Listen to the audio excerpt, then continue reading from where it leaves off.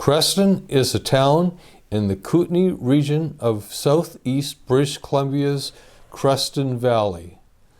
The valley has mountains, rivers, lakes, and wetlands. Creston's soil and mild climate make it ideal for growing food crops, from fruits and vegetables to nuts and grapes. By road, Creston is roughly equidistant between Cranbrook, which is 105 kilometers or 65 miles east, Castlegar, 124 kilometers or 77 miles west, Nelson, 123 kilometers or 76 miles north-northwest. Creston is approximately 12 kilometers or 7.5 miles north of the U.S.-Canada border. The Lower Kootenay Band of the Kanuck Nation had been stewards of the land from time immemorial. Members would paddle their canoes across the flooded flats to harvest wild rice, one of the staples of their diet. Europeans referred to this area as the Goat River District.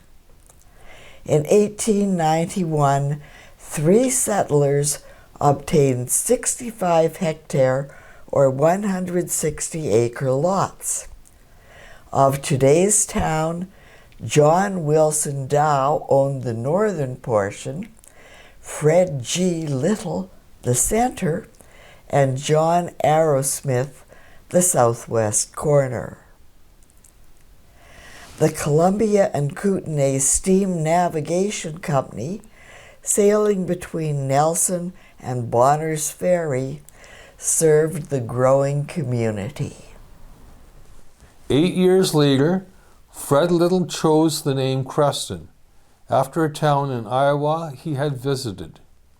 Previously, Creston was known as Fred Little's Ranch.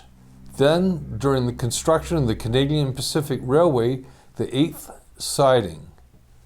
The CPR accepted offers from Little and Dow for a half interest in their properties. In September 1898, the CPR railhead was heading northwest. A 2-story rail station was built that year.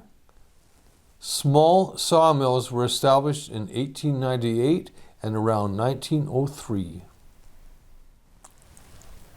The first settlers arrived at about 1884.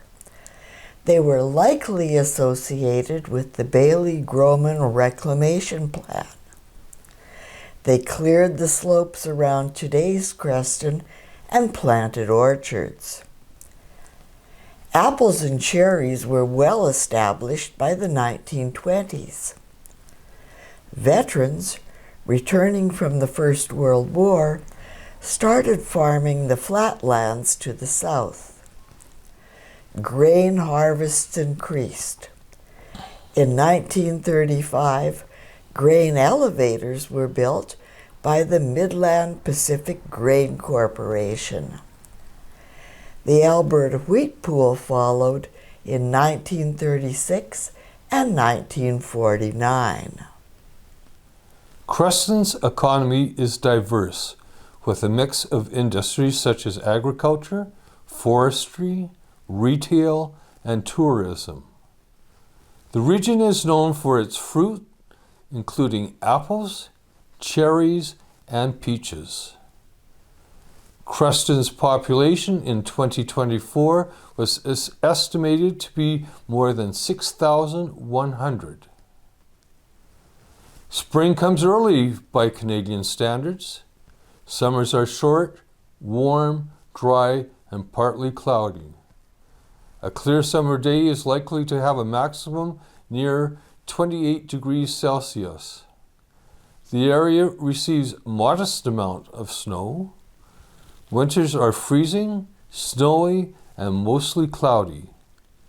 The temperature typically varies between -6 degrees Celsius or 29 degrees Celsius, and is rarely below -16 or above 34.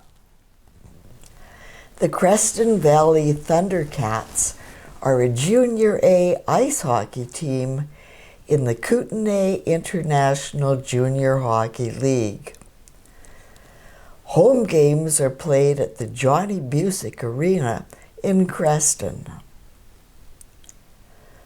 Large mammals in the Creston area include cougars, bears, beavers, coyotes, deer, elk, moose, muskrats, and river otters. More than 265 species of birds are found in the Creston Valley. The valley is in a migration corner for waterfowl, such as geese and swans. The valley is a wintering area for birds of prey. The Creston area hosts BC's only remaining population of northern leopard frog. Creston entered the aviation age on August 7th, 1919. A Curtiss JN-4 Canuck belonging to the Vancouver Aerial Transport Company, known as Vatco, was being flown by Lieutenant Ernest Hall over the town. He was searching for a possible landing area. Hall made a successful landing in an adjacent community named Canyon City. He landed in a large hayfield near the mill. Ernie Hall had served in the Royal Flying Corps, later the RAF, in France during the Great War. Before the war, he was a flying instructor at Camp Mohawk, Ontario, and at RFC Camp in Texas. He had 2 German aircraft to his credit. At the end of the war, he had been shot down and became a POW. Upon release, he returned to Canada, hoping to continue in aviation. He joined Vatco and performed at many towns in southwest British Columbia. Hall was intent on beating another veteran aviator in a race from Vancouver to Calgary. His quest was unofficial. Why? Hall's aircraft was commercial. His opponent, Captain Ernest Hall, was flying another JN-4 of the Aerial League at Vancouver. Hall had been selected by the Aerial League to officially be the pilot to fly across the Rocky Mountains and return. If successful, Hoy would qualify for prize money offered by several communities and newspapers. Hall had been at Penticton when he heard that Hoy had taken off from Vancouver. Hall then flew from Penticton to Midway, where he refueled. Hoy flew over Hall when Hall was at Midway. Then Hall passed Hoy when he was refueling at Grand Forks. Hall continued to Creston. After Hall got fuel and oil for his Canuck at Creston, he started his takeoff for his next planned stop, McLeod, Alberta. By this time, the hayfield was packed with cars and people. Just as Hall got airborne, his engine started to lose power. Realizing that at 50 miles per hour and at 50 feet, he could not avoid hitting someone, he decided to crash into a car. Hall crashed his fuel-laden JN-4 Canuck into a Ford Model T Racer belonging to Floyd Rogers. The crash was described in the Creston Review as somersaulting and badly wrecked. Hall escaped with a few bruises and soaked in gasoline. Fortunately, the fuel did not ignite. A Mrs. Foreman was sitting in the Ford. She made a run for it, but she was struck on the arm by a wingtip. The Creston Review reported that if Hull had not taken evasive actions, there would have been many more injuries. Later, Captain Hoy flew over the crash site en route to Cranbrook and Lethbridge. William Monroe Archibald was mining manager at the Cominco smelter in Trail. In 1929, he obtained a pilot's license and convinced his employer to create an air division of prospector pilots. Cominco started a flying school in 1930 on a farm Archibald had bought on the Creston Flats. The airfield was 1.5 miles from Creston.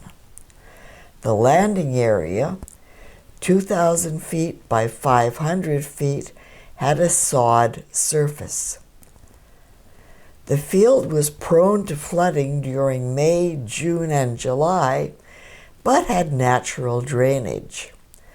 Service facilities were available on call. The school's first aircraft were two DH-60M Gypsy Moss, CF-AGD and AGF, followed by a Fairchild 71, Fokker Universal, and a Waco 10. The school's two instructors flew throughout 1929, switching to skis during the winter, and later they taught float flying at Caslow. Meanwhile, Archibald would commute to Trail from Creston using aircraft bought either by himself or Cominco. Eventually, Cominco operated 25 aircraft for training, prospecting, and sales. In the Creston suburb of Lister, in July 1931, a Pitcairn autogyro, CFARO, flown by Captain Godfrey Dean, made an emergency landing. Dean was flying to Grand Forks as part of the Trans-Canada Air pageant. A Fairchild FC-2 GCAIH, belonging to Airway Carriers of Vancouver, had left Lethbridge for Vancouver on January 29, 1932. A heavy blizzard forced a landing in Archibald's field at Creston. The wheel-equipped aircraft nosed over in 2 feet of snow, damaging the propeller. Archibald was able to repair the propeller, possibly at Trail, but it would be 3 weeks before the Fairchild could continue to Vancouver. A Curtiss C-1 Robin CF-AHH visited Creston in the summer of 1933 or 1934. The aircraft was operated by Cranbrook owners A. Hawking and W.Q. McLaren. During the summer of 1935, a Ford 4ATA trimotor GCARC arrived at Creston. The aircraft belonged to Grant McConaughey of United Air Transport from Edmonton. Creston's first airport was on William Archibald's farm in 1928. In 1954, it was located at Art Sutcliffe's farm. Eventually, the Creston Airport was relocated to a site south of the city and to the west of Lister, where the Pitcairn autogyro CFARO had landed in 1931. The airport is known as the Creston Valley Regional Airport, CAJ-3, or its former name, Art Sutcliffe Field.